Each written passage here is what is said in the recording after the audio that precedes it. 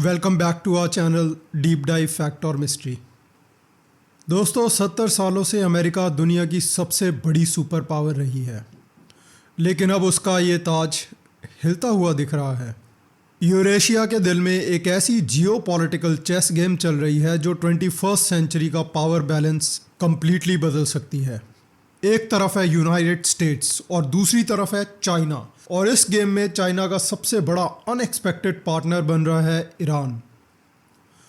America सोचता था कि वो हमेशा बॉस रहेगा। ईरान की 50 साल की प्रेपरेशन ने यूएस के हालत ख़राब कर दी।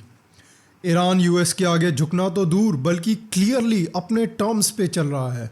यूएस की पुरानी थिंकिंग कि वो सैंक्शंस लगा के सबको कंट्रोल करेगा अब क्लियरली फेल होती दिख रही है।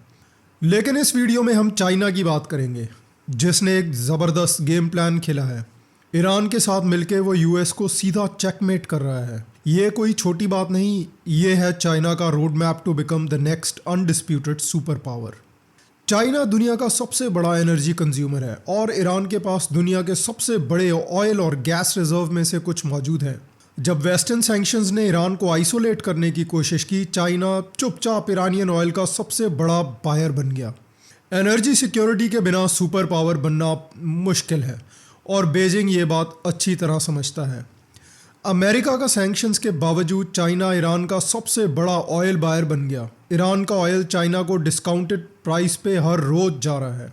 वहीं दोस्तों भारत यूएस से महंगा ऑयल खरीद रहा है और रशिया से जो थोड़ा बहुत ऑयल ले भी रहा है वो भी यूएस ही के टर्म्स के ऊपर ले रहा है, जो कि बिल्कुल भी ठीक नहीं है। चाइना मिडिल ईस्ट में अपना इन्फ्लुएंस बढ़ा रहा है। उसने यूएस के ट्रेडिशनल एलाइज को बाईपास करके ईरान के थ्रू यूरेशिया को कनेक्ट कर लिया है। चाइना का विजन सिर्फ ऑयल खरीदना नहीं है, उसका विजन है कनेक्टिविटी। ऐसी कनेक्टिविटी जो ईस्ट एशिया को मिडिल ईस्ट और यूरोप से सीधा जोड़ दे। अब सबसे बड़ा बॉम्ब तो ये है, चाइना ने एक जियान से तेहरान तक 10,400 किलोमीटर लंबा रेलवे कॉरिडोर बना दिया है, जो कि कजाकिस्तान, उज्बेकिस्तान, तुर्कमेनिस्तान के थ्रू सीधा ईरान तक जाता है और जल्द ही फ्यूचर में अफगानिस्तान और टर्की को भी इसमें शामिल कर लिया जाएगा, जिससे कि वो कंप्लीट ओवरलैंड नेटवर्क तैयार हो जाएगा, जो कि ईस्ट एशिया से मिडिल ईस्ट तक पूरा इंडियन ओशन ईजिली बाईपास कर देगा। मतलब अगर हम चाइना से वॉर के टाइम में इंडियन ओशन पर कुछ ब्लॉकेज भी करेंगे तो चाइना अपना माल ट्रेन से भेजता रहेगा। टर्की के साथ आते ही सुएज कनाल को भी बाईपास कर देगा। मतलब यूरोप में भी माल इजीली भेज देगा बिना किसी प्रॉब्लम के। पहला फ्रेट ट्रेन मई 2025 में पहुंचा था। सी रूट से 30 से 40 दिन लग जाते हैं और ट्रेन में सिर्फ 15 दिन। चाइना ने ट्रेन की फ्रीक्वेंसी भी बढ़ा दी है। अब चाइना की ट्रेन्स हर 3 से 4 दिन पर चलती हैं। इस 5 नेशन रेलवे कॉरिडोर का किंग चाइना ही है। चाइना यूरोप फ्रेट कॉरिडोर और ईरान के स्ट्रेटेजिक लोकेशन को देखते हुए तेहरान एक पोटेंशियल ट्रांजिट हब बन रहा है। ऑयल, सोलर पैनल, गुड्स सब कुछ लैंड रूट से जा रहा है। चाइना ने स्ट्रेट ऑफ हॉर्मुज और मलक्का स्ट्रेट को एक मास्टर स्ट्रोक में बाईपास कर दिया, जहां यूएस नेवी डोमिनेट करने की कोशिश करती थी। दोस्तों जहां हमारे यहाँ सिलेंडर ने सरकार और आम जनता को दिन में तारे दिखा दिए, वहीं चाइना ने एनर्जी सिक्योरिटी को काफ़ी हद तक स्ट्रॉन्ग कर लिया है। सैंक्शंस को सीधा धूल चटा रहा है और हाँ, ईरान भी हब बन रहा है यूरोप और एशिया के बीच। जब अमेरिका सैंक्शंस लगा रहा था, चाइना तेहरान के साथ अपने इकोनॉमिक टाइज और ज़्यादा मजबूत कर रहा था। 2021 में चाइना और ईरान ने 25 साल की कॉम्प्रिहेंसिव स्ट्रेटेजिक पार्टनरशिप साइन की, $400 बिलियन की मॉन्स्टर डील। इसमें एनर्जी इंफ्रास्ट्रक्चर, मैन्युफैक्चरिंग और मिलिट्री कोऑपरेशन है। इकोनॉमिक्स में चाइना ईरान के ऑयल, गैस, पेट्रोकेमिकल सेक्टर्स में बहुत बड़ा इन्वेस्टमेंट कर रहा है, पोर्ट्स डेवलप कर रहा है। ईरान में Chinese companies high speed rail और ईस्ट वेस्ट कॉरिडोर इलेक्ट्रिफिकेशन कर रही है और ईरान की फ्रेट कैपेसिटी को ट्रिपल कर रही है। अब आते हैं सेंसिटिव पार्ट पर, यानी कि न्यूक्लियर कोऑपरेशन। 1980 से चाइना ईरान को सीक्रेटली रिसर्च रिएक्टर्स और टेक्नोलॉजी ट्रांसफ़र कर रहा है। और हाँ, आज भी खुले तौर पर चाइना ईरान के पीसफुल न्यूक्लियर राइट्स को सपोर्ट करता है। मिलिट्री में dual use tech, missile components, drone और सर्वेलेंस सिस्टम, और यहाँ तक कि रिपोर्ट्स में पता चला है कि चाइना ने ईरान को सैटेलाइट नेविगेशन और कॉन्फ्लिक्ट के दौरान इंटेलिजेंस शेयरिंग भी की है।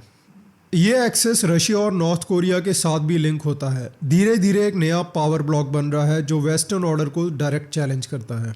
और हाँ, ईरान इतना केपेबल ऑलरेडी बन चुका है कि अगर उसे ज़रूरत पड़ी तो वो कुछ ही टाइम में न्यूक्लियर बॉम्ब तैयार कर लेगा, और यूएस ये अच्छी तरह से जानता है और इसलिए वो ईरान के साथ अल्टीमेटली दोस्ती ज़रूर करेगा, चाहे उसके लिए उसे ईरान में रिजीम चेंज क्यों ना करनी पड़े।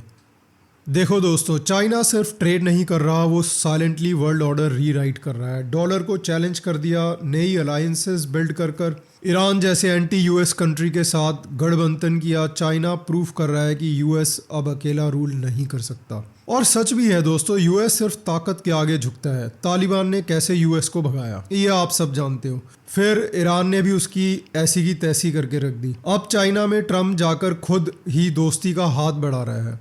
और आप देखना, फ्यूचर में कुछ ऐसे ही कारण बनेंगे कि ईरान और यूएस ज़रूर करीब आएंगे, क्योंकि यूएस ताकतवर मुल्क से कोई बड़ा पंगा कभी लेता ही नहीं है। यहाँ इंडिया को भी एक अच्छा सबक लेना चाहिए और अपने लॉन्ग टर्म जियोपॉलिटिकल स्ट्रेटजी वैसे ही डिज़ाइन करनी पड़ेगी। चाइना बहुत तेज़ी से पूरे ग्लोबल मैप को एक चेस बोर्ड की तरह यूज़ करके अपने इंटरेस्ट सेफगार्ड कर रहा है। ट्रेड अब युआन में सेटल हो रहा है और US controlled Swift financial system को खुलेआम बाईपास किया जा रहा है, क्योंकि इससे यूएस सैंक्शंस का एक्सपोजर रिड्यूस हो जाएगा और चाइना की करेंसी का इंटरनेशनलाइजेशन हो जाएगा। और दोस्तों, शर्म की बात तो ये है कि कुछ इंडियन रिफाइनर्स ने कुछ रशियन ऑयल कार्गोस की पेमेंट युआन में करी है और कुछ ईरानियन ऑयल की परचेज भी इंडिया ने यूएस के टेम्परेरी सैंक्शंस वेवर लेने के लिए युआन में ही सेटल कर दिया, और वो भी चाइना के शंघाई बैंकिंग चैनल के थ्रू।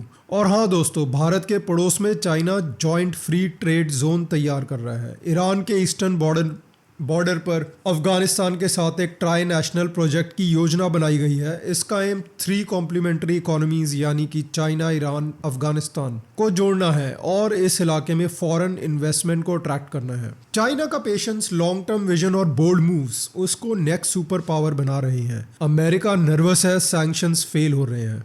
वो यूएस लेड ग्लोबल ऑर्डर को चुनौती देकर चाइना सेंट्रिक सिस्टम इस्टेब्लिश कर रहा है, यानी पावर बिल्ड करना बिना वॉर लड़े। जहां अमेरिका मिलिट्री अलायंस बनाता है, चाइना इकोनॉमिक डिपेंडेंसी क्रिएट करता है। बीजिंग की स्ट्रेटजी सिंपल है लेकिन उसका स्केल इनॉर्मस है।